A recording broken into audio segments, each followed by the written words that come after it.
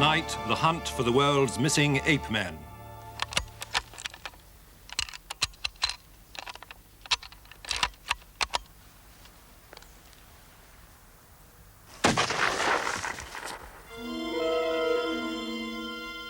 In the wild tracts of the Pacific Northwest of America, men are now out to try to kill the ape-man.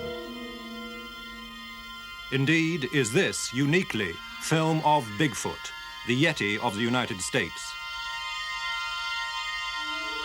Is this the footprint of the abominable snowman of the Himalayas? Lord Hunt of Everest fame is a believer.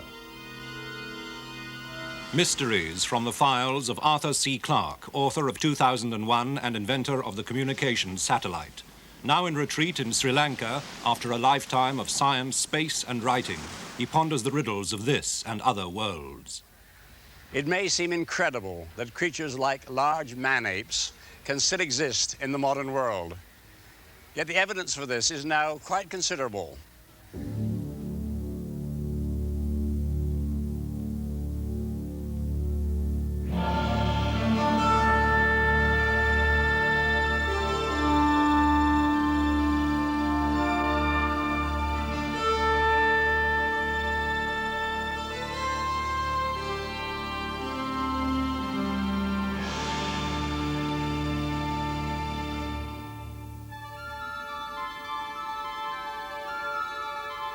It's in the high valleys around Mount Everest that the Yeti, the abominable snowman of the Himalayas, seems most vivid.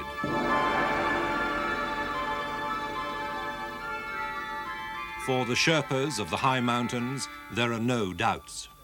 The Yeti is woven into their rituals and their lives. Kunjo Chumbi is the headman of the Kumjong village. He has seen the Yeti.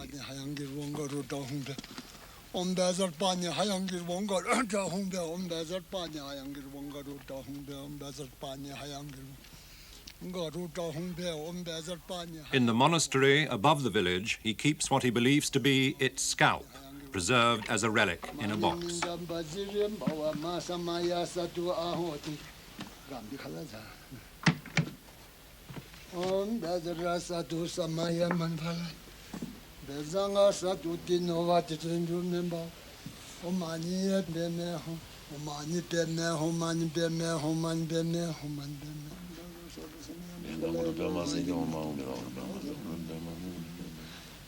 With some assurance, he imitates the Yeti's cry.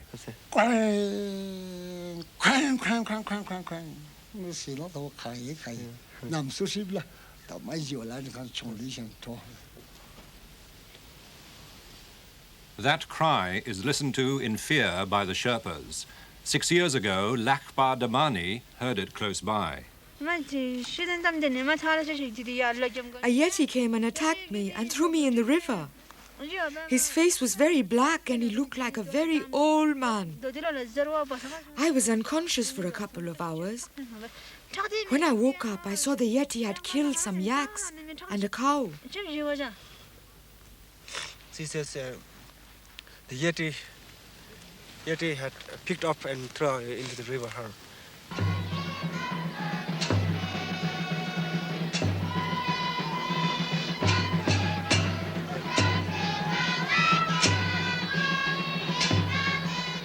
The Yeti looms throughout the myths and legends of the Nepalese people. Desmond Doig, with Sir Edmund Hillary, led the biggest expedition to hunt for the Yeti. He found that the Sherpas had the most precise physical description of the creature. To the Sherpas, he's got a conical scalp, rather pointed ears, splayed nose, he's shaggy, he's bald around the chest and his tummy, and has a fairly human face. He's very nasty tempered, very, very nasty indeed, and is known to rip people apart if he gets a chance. Doig's expedition wrote off the Yeti, wrongly he now feels, as an Oriental fantasy. I'm afraid our expedition was a great gaudy mess. Any self-respecting Yeti would have kept way, way away from us. We had 600 coolies. We had about 200 Sherpas, and there were about 40 of us in the most beautifully designed and colored anoraks. Our tents were all vividly colored. We smelt different, we looked different, we behaved differently to the local people, and the smells of our cooking must have horrified everything within smelling distance. Well, the hard, rather soulless results of the expedition was that the Yeti didn't exist. Other expeditions have also failed to snare the abominable snowman. But for 50 years now, Westerners have continually been coming back with new testimony. Emil Wick is one of the world's most experienced mountain flyers.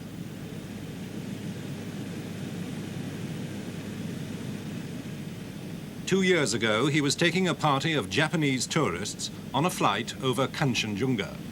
I saw on one of the hills some tracks I have never seen before in my life, really. So I went closer with the plane. I was watching. Are there some paper? Are there some empty tins, cigarettes, whatever? But it was absolutely clear. Only the prints were there. And from there, 4 of these tracks went to the Chamlang side, to the north. And I wanted to follow also, but the lady which was sitting on my right seat said, "Captain, very sorry for that, but we paid the Kanchenjunga flight and not the pleasure flight for you." In 1951, photographs of footprints were taken on the borders of Tibet by the late Eric Shipton and Dr. Michael Ward. There was no doubt about it. They were unlike anything that either Eric Shipton or I had ever seen or even imagined before. They were very clearly etched in the snow. The snow was about, I suppose, 3 inches deep on top of hard ice. And you can see that there are 5 toes definitely outlined. The big toe here, second there, third there, fourth there, and you can see a small toe there. You can see that the actual track itself is very, very clear cut. And you can also see that over here at the heel is obviously a place where there has been a lot of weight there. And I suggest that probably what happened was that the animal put down its heel there and walked. The dimensions of the print are approximately 12 inches long and probably something of the order of 5 to 6 inches wide. I don't think there's any possibility of there being distortions of other animals' tracks at all.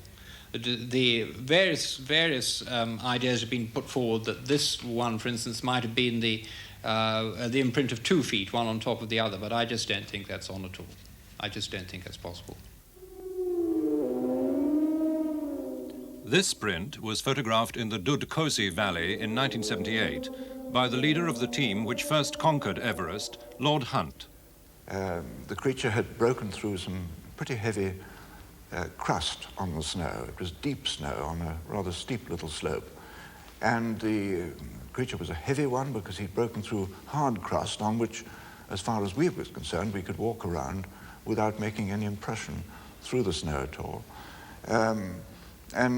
You could see through the snow, in the soft snow underneath the crust, the toe impressions. I don't think they were bear tracks because the Sherpas, whenever I've talked to them about this, and in fact when I've been with Sherpas seeing tracks, they have been quite emphatic that these are not bears, that they are Yeti. In pictures taken by a French Jesuit priest, Abbé Bourdet, the toes again show very clearly. Ce n'est certainement pas un singe. Ce n'est pas un ours non plus. It is certainly not an ape, nor a bear, because a bear has claws, and this creature has not. So I think it is a special kind of animal that we don't really know anything about because we don't have an exact description. But I have spoken about it to some paleontologists, and they are rather inclined to believe that we are dealing with an animal from the pre-human era, that is to say, one of our distant ancestors. The Outward Bound School at Ullswater is run by Squadron Leader Lester Davis, Royal Air Force. That's great. That's lovely. Good, that's well done. He was on the 1959 RAF expedition to the Kulti Valley when he too came across tracks in the snow. It sunk in about 5 inches. I, with cine cameras and things, was weighing about 12.5 stone and only went in about 1.5 inches. I thought, well, this thing is huge. The snow had been undercut by this fast glacial stream and I fell in. And I had held my camera above my head because it came up to my armpits before my feet touched the bottom. Well, it was icy cold and I scrambled out and just beside these footprints, and immediately we suddenly realized this animal, or Yeti or whatever, it had just stepped out using only its 2 hind legs. And the chaps at the British Museum, they said this establishes its height as about 8 foot and its weight is about 60 stone. Sightings of the Yeti by Westerners are rare, but in 1970 the English climber Don Whillans was on his way to the conquest of one of the world's toughest mountains. Annapurna by the south face. I heard what sounded like bird cries from at the back of me, and I looked at the Sherpa and he said, "Yeti coming, Saab." So I whipped round and looked up the mountain and I saw 2 black crows flying away and a black shape drop behind the ridge. Well, my first thoughts were, Christ, what do I do now? Grab the ice axe or what? What he did do was photograph the tracks. Next night it reappeared and he was watching it again. And then quite suddenly it was almost as if it realised that it was being watched, so to speak. Quite suddenly, it shot across the whole slope of the mountain. It must have travelled half a mile in a diagonal line downwards, and it was obviously heading towards a rocky cliff or some rocky outcrop there. And it disappeared into the shadow by the rocks, and that was the last I actually ever saw of it. So how strong is the evidence? It is not beyond the bounds of possibility that a creature like the Yeti does exist in some remote parts of the world. I personally now stick my neck out and say I'm a firm believer in the Yeti. I think it's a very strong case to answer. Having eliminated bears in my own mind, I can find no other explanation but that there is an unidentified creature still to be discovered. It's noticeable that the hard evidence comes from Western visitors and consists mostly of photographs of footprints, which vary considerably. However, we do know that melting snow can play strange tricks. As for the Sherpas, their stories of the Yeti seem inextricably bound up with their religion, and it's hard to separate myth from reality. In America, however, the evidence for Bigfoot is much more straightforward.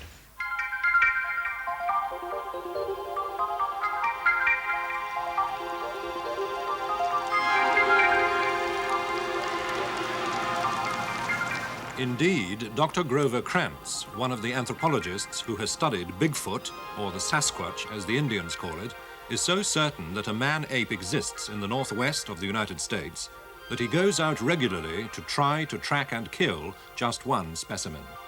I'm convinced that these creatures exist for a variety of reasons. One of these, perhaps the most important to me, is a careful study of the footprints that has satisfied me that in at least some cases these footprints could not have been faked. But more than that, there are sightings by reputable citizens, some by disreputable citizens, but the number of good sightings that seem to be unshakable is now numbering in the many hundreds that I am personally aware of, and they probably number in the thousands at least. The number of Sasquatch is very difficult to estimate, of course, but within the northwestern part of the United States, I would be inclined to estimate in the vicinity of 200, with perhaps at least an equal number in the adjacent parts of western Canada. If there were fewer than that, then it does not seem to be a viable breeding population. Any more than that, I would think they'd be seen more often.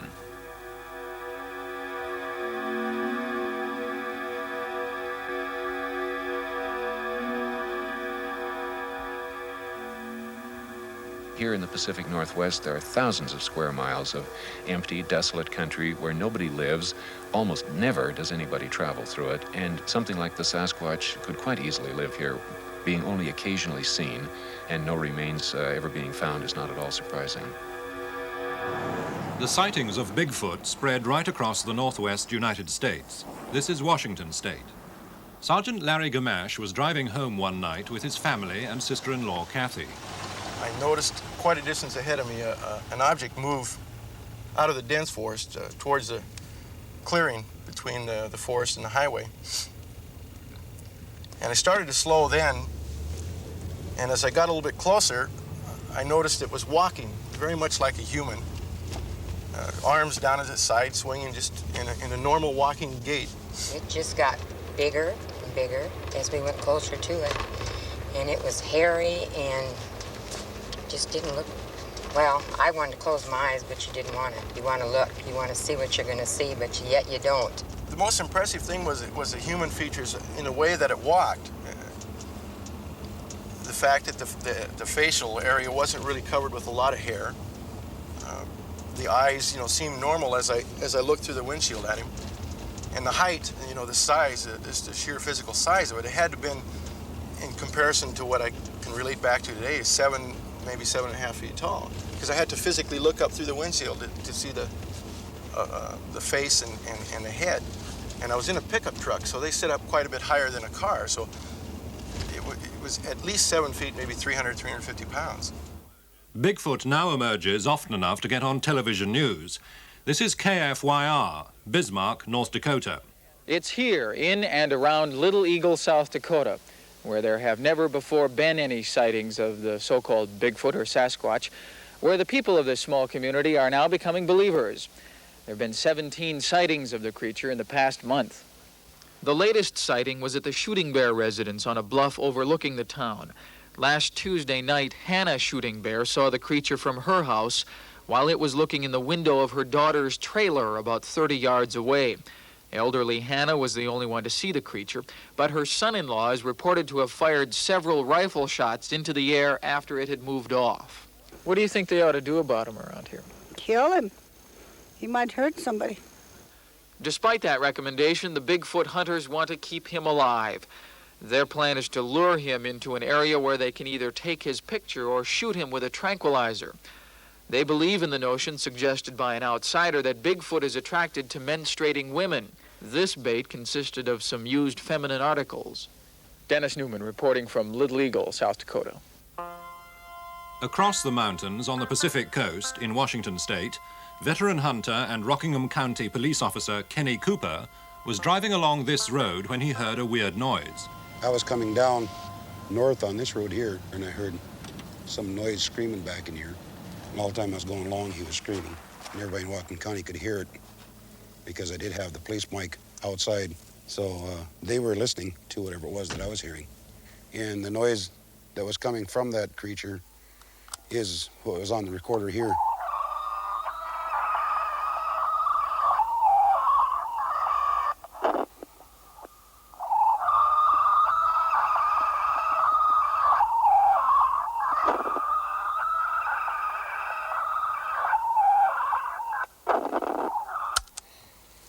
We took that recording, we sent it into the lab to have it analyzed, and it came back that there's no metallic noises in the recording, indicating that it wasn't made by some kind of a machine.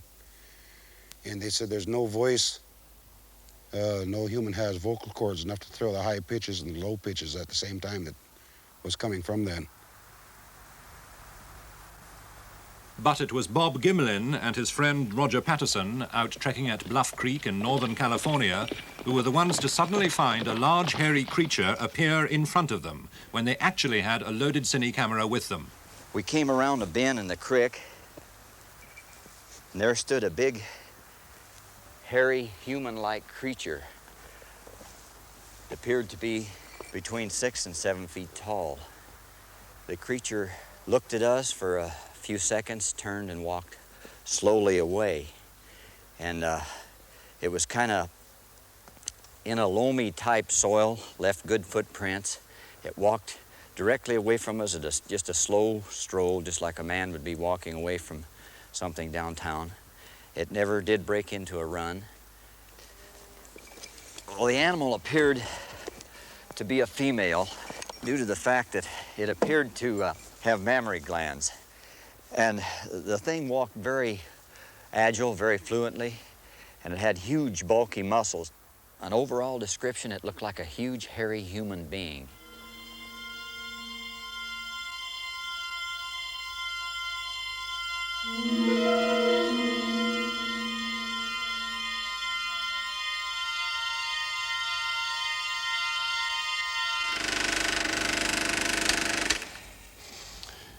Well, English and Russian scientists have analyzed this film very carefully, and they've concluded that the stride is quite unhuman and be very difficult for a man to imitate. However, I think we showed in the beginning of 2001 that skilled mimes can make completely convincing ape-men. So this is not proven. But the Patterson film did have backup evidence, which is now in the hands of Dr. Grover Krantz. By far the most convincing evidence is the plaster casts that I've got here of the footprints. I'll show you some of them here. For instance, here is a track that was cast right after Roger Patterson made his movie in Northern California. The imprint of the foot not only pressed into the ground, but also in pushing off, it raised a mound of dirt in the middle of the footprint. And this indicates that it was a flexible foot, and a rigid fake could not have made this. That's not as convincing as this other track. This is a 17-inch track that was picked up in northeastern Washington state. And this is what was evidently a crippled individual, because here we have two tracks of the same individual. You're looking at the bottom of the feet. And this right foot is crippled. It is distorted lengthwise, bent, missing one toe, and most critically, the two bulges on the outside of the foot represent spaces between bones. And if this had been just a gigantic human foot, or some kind of fake like that, these bulges and the bone spaces should have been set farther back. The fact of where they are indicates that this is a foot designed with different leverage, a longer heel, shorter forepart, which is exactly what would have to be done to make a foot that would lift an 800-pound animal. Homesteader Grover Kiggins and his daughter Millie saw evidence that Bigfoot has a stride to match the size of its feet. They were out near their farm in Oregon when they saw some tracks. We measured them. Dad had his rule. We measured them when we went up. He stepped 67.5 inches, which is a long step. And then when he went down, he came down the road, and when he stopped at the edge of the road, he went off the road into the timber, down into the rough brush and timber. He stepped 7 feet when he stepped down in there. And I followed him for a little ways down in there, but I decided I didn't want to go down in there and see what made those tracks. And in one place, he come to a fence, about a 4-foot barbed wire fence. He just stepped over that like it wasn't there. I had to crawl through or under. I think Bigfoot is an animal that we already know from the fossil record. I'll show you a specimen here. This is a cast of the lower jaw of what we call the Gigantopithecus. This lived in China about 500,000 to 1 million years ago. I'd like to compare this with the gorilla. This is a cast of a gorilla's skull, so you can see the size of this thing. This was an animal that probably weighed about 400 pounds in the wild. And just looking at the lower jaw alone, what's perhaps most interesting is from the underside of the jaw, there is a difference. In the gorilla, the two sides of the jaw spread only modestly as you go back because the gorilla's neck is so far behind the lower jaw. If that neck were moved forward, the jaw would have to widen to make space. In the Gigantopithecus, the jaw is spreading at a much wider angle, and the only obvious reason for that is the neck is in the way, and that means the head was set on top of the body instead of hung forward, and it's a fair presumption that this was an erect bipedal animal. So we end up with the description of Gigantopithecus being an erect biped standing perhaps 8 feet tall, weighing about 800 pounds, and being presumably covered with hair. This was too early to have cultural activity, probably no more intelligent than an ape, and this, of course, is an exact description of the living Sasquatch. Personally, I'd be less skeptical of ape-men if there weren't so many of them. It's hard to believe that something like Bigfoot could remain undetected in America. If anyone gave me $100 to bet on it, well, I'd put 40 on the Yeti, 10 on Bigfoot, and I'd keep the 50 for myself.